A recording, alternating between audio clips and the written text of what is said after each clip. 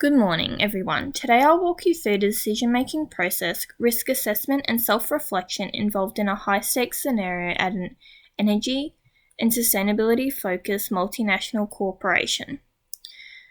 This crisis revolved around meeting escalating ESG standards in a rapidly changing regulatory and market environment. One of our primary focuses on our initial planning was identifying potential risks before they escalated. Given the increasingly strict climate policies and stakeholder demands for more transparent and responsible practices, we knew these stakes were high. The preparation focused on key risks. Regulatory risks associated with potential penalties for non-compliance, financial risks, balancing sustainable investments with profitability, reputational risk due to high public expectations for corporate responsibility. Early on, our team assembled a threat register that categorized these issues, helping us monitor areas that could spark a crisis. However, as we soon realized, there were vulnerabilities that we underestimated, particularly regarding the impact of international regulatory changes on our sustainability goals. Stakeholders had various priorities. Regulators demanded accelerated carbon reduction and stricter ESG reporting. Investors wanted assurance about the company's long-term sustainability compliance. Public advocacy groups expected proactive, genuine efforts to combat climate change. And internally, our team prioritized operational efficiency and job security. Navigating these perspectives was challenging. Ultimately, our objective was to create a balanced approach that honored each perspective, addressing both compliance and the broader call for corporate responsibility. Within the team, there were differences in preferred strategies. The majority recommended a proactive stance, focusing on transparency, stakeholder engagement, and accountability to build trust. They felt a direct response to the public and investor concerns would mitigate potential backlash. The minority suggested a more cautious approach, focusing internally first to resolve the issues before taking them to the public. They argued that engaging with stakeholders too soon could expose the company to heightened scrutiny and financial repercussions. Ultimately, we sided with the majority, opting for a proactive and visible approach that highlighted our commitment to ESG principles. The decision aligned with the pressing public demand for transparency and corporate responsibility. The situation. So the company faced increasing pressure due to global climate regulations, stakeholder demands for stronger ESG compliance, and the threat of being dropped from sustainability indices if it did not wrap up its carbon emissions by the end of 2025.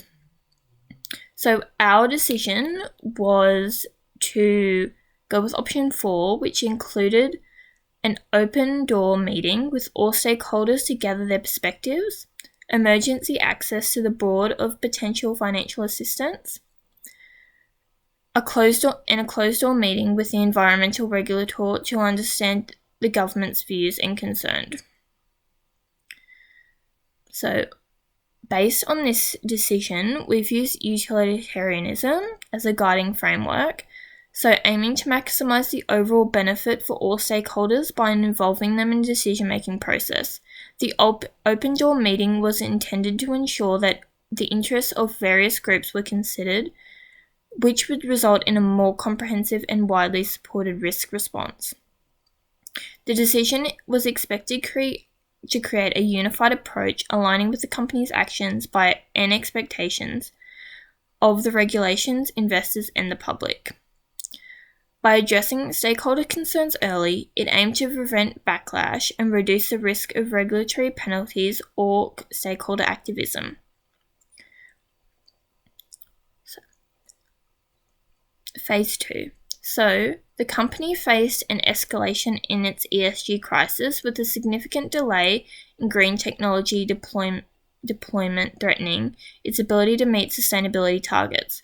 Media coverage was intensifying, investor confidence was wavering, and public activism was growing. The team chose option 1, leveraging existing networks with sustainability and green technology firms to identify advanced ESG practices that could quickly adopt and to meet these compliance requirements. The ethical frameworks we applied here was focusing on deontological ethics, which focuses on the duty to uphold the company's ESG commitments despite the difficulties. The decision emphasized ethical responsibility to comply with established ESG standards and the company's stated values, rather than purely reacting to financial or reputational pressure. The expectation was that by leveraging external expertise and accelerating the adoption of proven ESG practices, the company would strengthen its compliance efforts and mitigate potential risks. This would reassure investors and the public that the company was taking swift, responsible action to address the ESG shortfalls. Phase 3.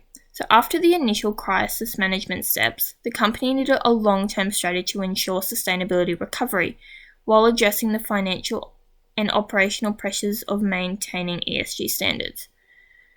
Discussions with the board and stakeholders revealed challenges due to current financial constraints and pressure from international operations.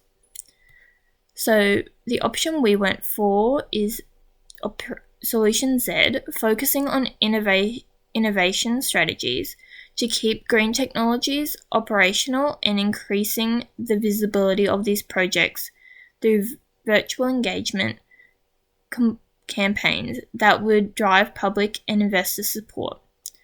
The ethical framework to support our decision is utilitarian ethics.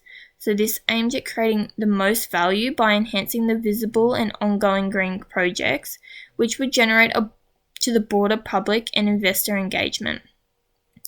The virtual campaigns aimed to maximize positive outcomes by fostering support for sustainability initiatives and potentially increasing funding. This strategy was expected to bolster public and investor confidence by showcasing the company's commitment to ESG goals. Engaging new stakeholders through innovative campaigns would keep green projects visible, potentially opening up new funding opportunities and partnerships.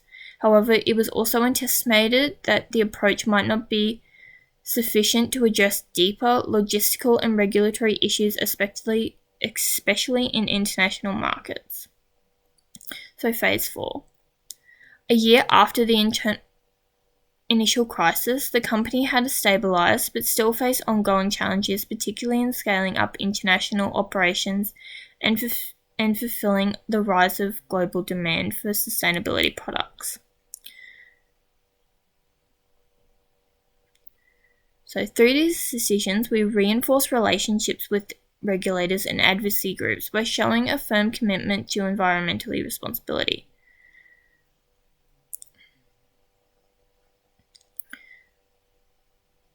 So once the decision was made, we quickly realized several things. Initial public and investor reactions were positives, but challenges emerged as demand outspaced our capacity to implement green technologies internationally. Media scrutiny grew intense as expected, but our proactive engagement helped maintain a narrative of accountability. We observed the financial pressure and regulatory hurdles were more significant than anticipated, essentially onboarding, limiting the scalability of our ESG initiatives. So we realized that certain international regulatory challenges and logistics barriers had not been adequately accounted for, creating bottlenecks. Communication with internal teams could have been more prompt. Some departments lacked timely updates, impacting their preparation and response capabilities. Effective risk assessment requires scenario-based planning, particularly in rapidly changing regulatory landscapes. In this case, our communication strategies had gaps. While external communications to stakeholders were timely, internal coordination lagged behind, delaying our response to unforeseen complications. So, recommendations for company improvement: risk, preparedness, and recovery, establishing a scenario-based risk assessment framework with a specific focus on international regulations. This will enable proactive management of potential regulatory hurdles and better prepare teams for scaling challenges. Crisis communication and business continuity planning. Developing a dedicated ESG crisis communication team responsible for real-time media monitoring and rapid response updates to ensure transparent and aligned messaging. This will prevent miscommunication that can erode trust. Enhance stakeholder collaboration. By maintaining regular, structured dialogue with regulators, green technology partners, and advocacy groups, the company can better manage shared sustainability responsibilities. This approach will mitigate the pressure of meeting ESG goals solely through internal inactivities and initiatives. So my self-reflection, reflecting on my role, I feel like that I handled cross-functional coordination quite well, maintaining alignment with the company's overarching ESG goals. I worked to foster collaboration and ensured that diverse perspectives were represented in our decision-making. However, I could have advocated for more early on scenario-based planning, particularly around international regulatory and logistical risk. This would have prepared us better for the challenges in scaling operations globally.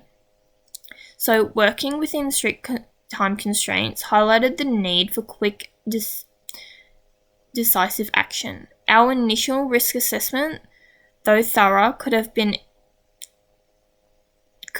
bettered by integrating more real-time data, such as immediately regulatory feedback. This would improve future response times and help prevent delays within communication updating strategies internally.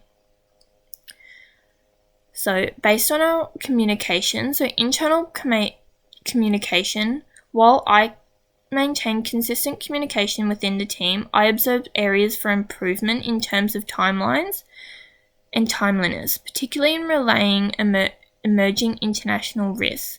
Moving forward, I am to develop a more agile communication protocol that prioritizes rapid updates for critical time-sensitive matters. I also believe that within external communications, I believe we succeeded in fostering trust with stakeholders through transparency and accountability.